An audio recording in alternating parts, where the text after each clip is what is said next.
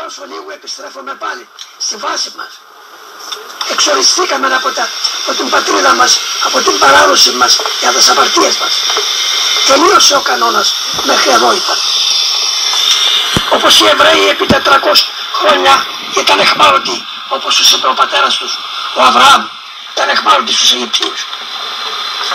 Και τα 400 χρόνια τους επανέφερε πάλι και ξαναδημιούργησε αυτό το οποίο είναι πρόκειτο να γίνει.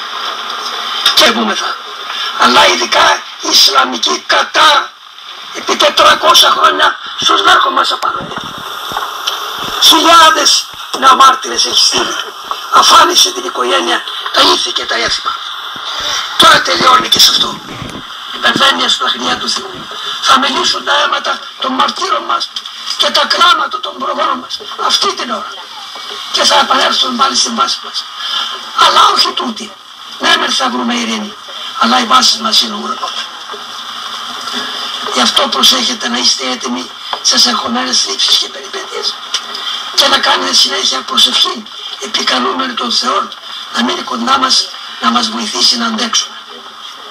Και πίσω έρχεται η Ανάσταση. Αυτό σας εύχομαι. Αμήν. Πόσο κοντά όταν λέτε γέροντα να είναι? Όποιος ξέρει χρόνο. Την ακρίβεια του χρόνου, κόρη μου, ποτέ ο Θεός δεν μας τη δείχνει. Αλλά τα σημεία των καιρών μας πίσω και οι διάφοροι χρησμοί των πατέρων μας. Σας είπα τώρα θα γίνει πολιτιακή ανομαλία.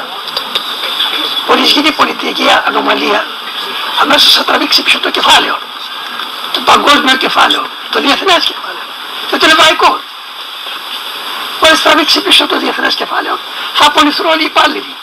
Εντάξει,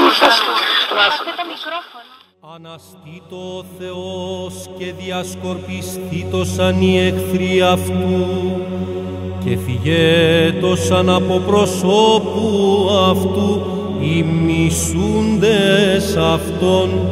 Πάσχα ιερών ημιν σήμερον αναδεδείκτε, Πάσχα γένων Αγίων, Πάσχα μυστικών, Πάσχα πανσεβασμίων, Πάσχα Χριστός ο λυτρωτής.